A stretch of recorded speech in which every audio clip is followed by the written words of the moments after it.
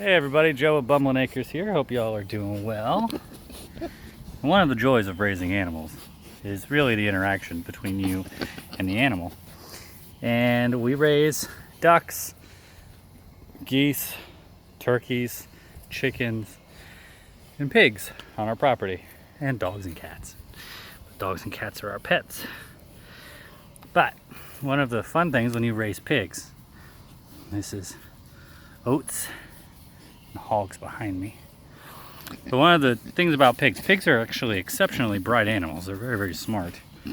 And they are very, very social. So you kind of get used to, if you come down here and play with them, you can rub their bellies and they'll flip over. Let's see if I can get Hog to flip over. There you go. There you go. So this is Hog. Loves his belly being rubbed. And if you stop, he will protest. Oats. Right here. That is Oats. Hog and Oats. Our piggies. I accidentally flooded our paddock. The paddock that they're in again. I flooded it twice by accident so far this week. We have 20 by 60. We have 5 lanes of 20 by 60 put into our yard. So it's 100 feet wide and 60 feet back, and then split that in 5 lanes and rotate the animals, rotate the pigs through. We rotate them every 2 weeks. When you flood it like I have here, it moonscapes pretty quick. But in the world of moonscaping and pigs, this isn't even like a dent in what we can do. These are rutting pigs, so they will rut and turn up the ground, which isn't a bad thing. If you do what we do and you practice rotational grazing, one of the advantages of this is your pigs overturn the earth and they dig deep and they basically rotate your soil bed. That becomes advantageous because obviously, 200 years ago, 300 years ago, 400 years ago, the area that you're on looked exceptionally different.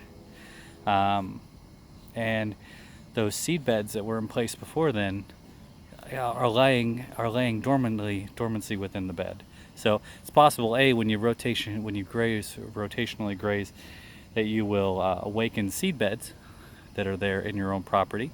It also puts it in a great place where you can introduce seeding to it because the pigs do such a good job of turning up, and you'll see Hog is working the soil because he likes the roots a lot. Oats seems to like to just eat the top, but Hog likes to dig in and get the soil. So, and we actually have a friend who raises, I forget the breed, that does not rut as much. And we may, after a couple years of doing this, where we've really overturned the soil and really broke it down to where we can build our soil bed the way we want it, we may change breeds of pigs that we have to those that are a little bit easier on this ground. But right now I really want them overturning this ground and working the soil and actually increasing its area. It's been interesting. We have electric fence put in. We use two strands of electric fence on the outside, and then in between each lane there's just one strand that goes all the way down. The funny thing is the pigs have learned they will learn quickly. When you set up electric fence, they learn to respect it quickly. And they probably get shocked about once a day, maybe, for either testing it or just losing track of where the line is and touching it. But generally they stay away from it. They obviously aren't charging the electric fence. And they learn to exist within the electric fence area. In fact, when you rotate them, because we're rotating them through an area that had electric fence up, I have a door, kind of a swinging line that I open and move them from one paddock to the other. They'll stay on the other side of that paddock for 5-10 minutes. I usually have to lure them over with food to get them to cross where that electric line was. That's how strong their understandings of that electric fence is. And that's one reason why, yes, an electric fence, getting stung on it is not a pleasant experience for the animals. By any stretch of the imagination, it's not pleasant. But it is also important to note that it is the psychological effect of it.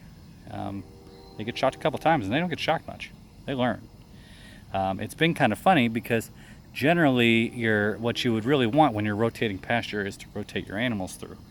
And our chickens have learned of the electric fence, and there's like one or two that have figured out how to go through, get beyond it without getting shocked because it pulses when they see pulse. But most of them will not go into the electric fence area because they've been shocked. So it's our chickens have learned it, our pigs have learned it.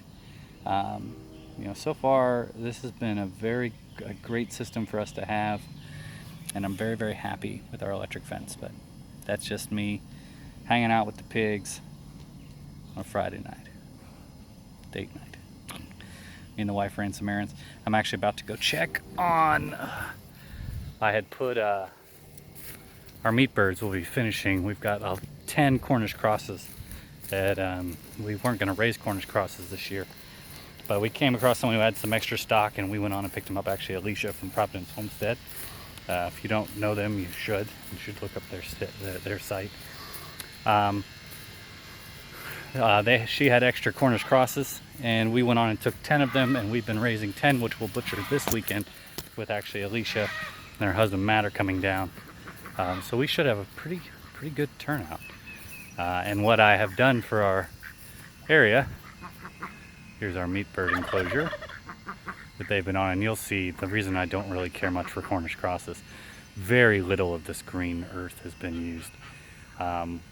They don't forage much. They just eat and eat and eat and eat and eat. So I will prefer the Freedom Rangers, which really did a better job of foraging. But I came back here because I put in a kiddie pool for the geese. Because on Saturday or Sunday, I think it might be Sunday, after we butcher the meat birds, we're going to keep the geese in here, and then we'll breed the geese. So yeah, I came back because I had to turn the water off for my water catchment system that's filling up the kiddie pool for the geese. So, you know, things that I did today, I made another auto feeder. I did a previous video on that. Look at Belle. Hey Belle. Hey Belle. Pretty girl. Such a pretty girl.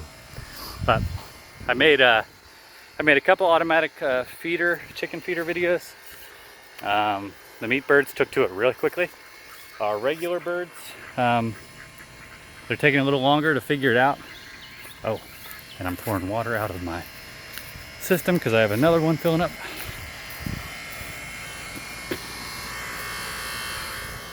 We use rainwater for the majority of our animal waterings. We don't have like a solar still set up, so it's not for what we use for our drinking water. But literally, using this has made a huge difference in our water bill. We had to, because it'd been so dry for a while, we didn't have a lot of rain. Actually ran out of our water. I had accidentally drained one tote by accident out to nothing. And we wound up having to use a lot more steady water the last month. And it's literally the difference between us having this, using our own collected rainwater and city water. It almost doubled our water bill. So that's a huge savings. So if you want to set up a water catchment system, I have a video over that, one of my previous videos. Highly recommend taking a look at that. So I hope you all are doing well. I'm going to go in. We're going to eat with the ladies, with my wife, and get ready for Good Friday night. Thank you all. Don't forget to like and subscribe. Hit the bell for notifications. I try to do at least one video a week. Sometimes I'll try to do two or three a week, depending on if I'm doing something that I want to share about. So thank you all. Hope you all are doing well. Bye.